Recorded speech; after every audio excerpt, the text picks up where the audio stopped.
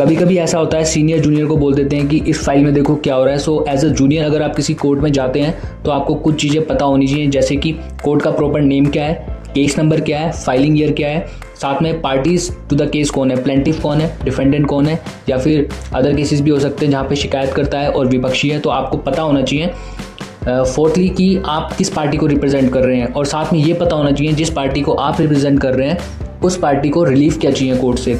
इसके अलावा कभी कभी जजेस पूछ लेते हैं कि जिस पार्टी को आप रिप्रेजेंट कर रहे हो, सपोज करो आप प्लेंटिफ को रिप्रेजेंट कर रहे हो, तो जजेस पूछ लेते हैं कि डिफेंडेंट के एडवोकेट्स कौन है, तो आपको ये भी पता होना चाहिए।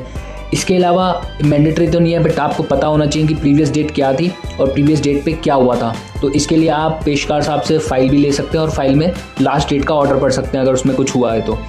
इसके अलावा इन सब चीज़ों के बाद आता है आपका केस ब्रीफिंग एटसेट्रा। सो एक जूनियर एडवोकेट की इज्जत उसी के हाथ में होती है। सो कोर्ट में जाके अपनी बेइज्जती करवाने से अच्छा है कि आपको ये चीज़ें पता होना ज़रूरी है, तो पहले से ही प्रिपेयर कर लें खुद को।